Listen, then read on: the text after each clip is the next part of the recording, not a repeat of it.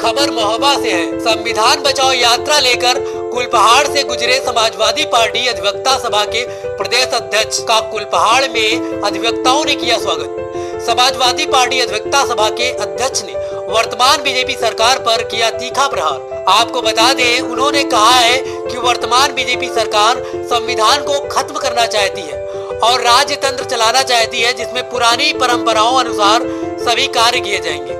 और कहा है कि मैं राष्ट्रीय अध्यक्ष जी से यहाँ की बात रखूंगा और उनसे कहूंगा कि चुनावी घोषणा पत्र में बुंदेलखंड के लिए कोई अलग से महत्वाकांक्षी योजना हो। और इस बुंदेलखंड में आज के किसान अन्ना पशुओं से परेशान हैं। आज भी किसानों की आत्महत्या नहीं रुक रही है। और मैं बता दूं कि वर्तमान सरकार ने गायों को लेकर भारी भरकम धनराशि खर्च की है, बड़ी बड़ी गौशाला का निर्माण करवाया, सड़कों पर घूम रहे हैं, गायों के साथ दुर्घटना हो रही है। इस सरकार का विकास सिर्फ और सिर्फ बैनर पोस्टर पर ही है। जमीन पर इस सरकार की कोई विकास नहीं किया है। लेकिन कुछ भी हो, समाजवादी पार्टी भी चुनावी रण में कूद चुकी है और अपने प्रचार प्रसार में लग गई है।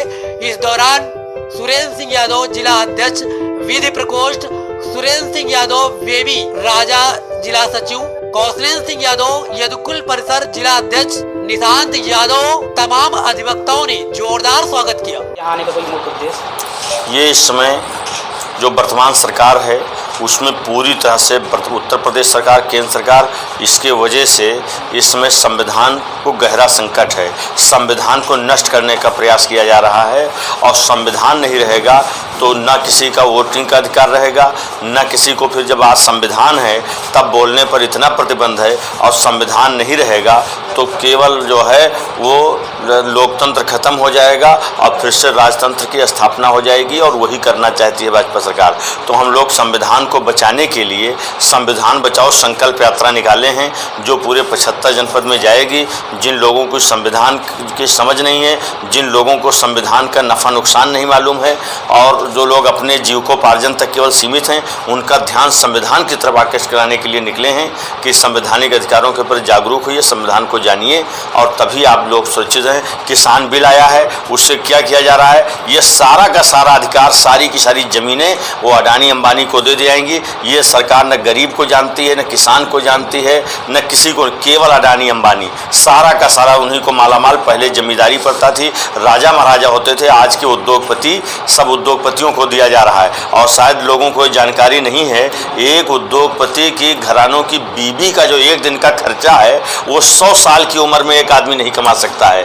ये स्थिति है। तो सब का सब उन्हीं को मालामाल किया जा रहा है। अब दो वर्ग ही के बचेंगे, एक उच्च वर्ग अडानी अंबानी उद्योगपति और दूसरा नीचे का गरीब मध्यम वर्ग को समाप्त कर दिया जाएगा। और जब इसी प्रकार से अब किसान बिल से खेतिहर को केवल मजदूर बना दिया जाएगा, जो किसान है वो कल का मजदूर होगा और अडानी अंबानी की मजदूरी करने के लिए बाध्य होगा। इसी तरह से बहुत सारे मुद्दे हैं जिन पर चर्चा करने के लिए। सर, आपकी सरकार पर क्या व्यवस्था रहेगी? सरकार तो बहुत बड़े बहुमत से आ रही है। हम लोग 350 का आंकड़ा लेके चले थे, लेकिन जो हम भ्रमण किए हैं अब तक 35-37 जनपद का, जहां से होके आए हैं वहां पूरा माहौल पूरा अखिलेशमय है। और उन्होंने 5 साल में जो काम कर दिया, अगर हम, चूँकि वो राजनीति जो है वो राजनीति करते नहीं हमारे राष्ट्रीय अध्यक्ष जी, वो केवल कल्याण का काम करते हैं। उनकी सोच राजनीति नहीं है, वो जज्बातों के साथ नहीं खेलते, केवल काम करने में विश्वास रखते हैं। इसलिए काम तो उन्होंने 5 साल कम कर डाला, लेकिन उसका प्रचार प्रसार नहीं किया इस सरकार की तरह कि 5 किलो सड़ा चावल भी देती है तो उसकी बोरी पे भी नाम छपवा रही है, अपना फोटो छपवा रही है। यही काम हमारे राष्ट्रीय अध्यक्ष जी 5 साल के, हमारे काम अगर पहुंच गए होते तो हम सरकार से दूर न गए होते।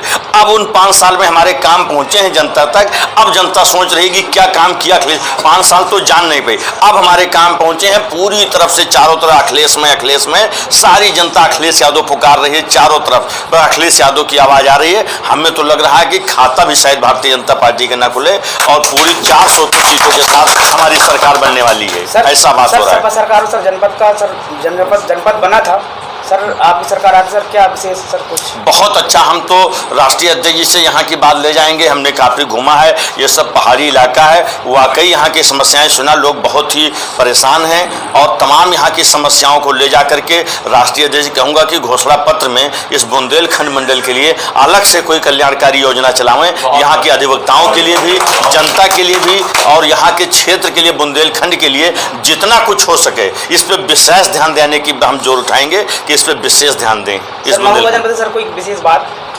बहुत अच्छा लगा, बहुत बढ़िया है। बस यही है कि यहाँ की देख करके सब पहाड़ ही पहाड़ है। सिंचाई व्यवस्था जैसे सब हमारे अधिवक्ता साथियों ने बताया कि यहाँ पानी की बहुत समस्या है और पानी की सिंचाई की व्यवस्था हो जाए, ट्यूबवेल हो जाए, तमाम सारी चीज़ें हैं, इस पर भी जोर दिया जाएगा इस क्षेत्र के लिए। और अलग से अधिवक्ताओं की जो कल्याणकारी योजनाएँ हैं उसके लिए तो राष्ट्रीय अध्यक्ष जी और हमारे पहले से बहुत गंभीर हैं, वो तो तमाम योजनाएँ चैम्बर और ये सब समस्याएँ होंगी, तो इसकी भी समस्या मैं रखूँगा। और जो व्यक्तिगत जनता की समस्याएँ हैं यहाँ की, उनको भी रखा जाएगा राष्ट्रीय अध्यक्ष के सामने, और जिससे निश्चित तौर पे आने वाली सरकार में विशेष रूप से बुंदेलखंड के लिए जोर दिया जाएगा। सर शुभ नाम आपका? मेरा नाम प्रदीप कुमार है, मैं प्रदेश अध्यक्ष समाजवादी अधिवक्ता सभा। जी। महोबा से धर्मेंद्र कुमार की रिपोर्ट।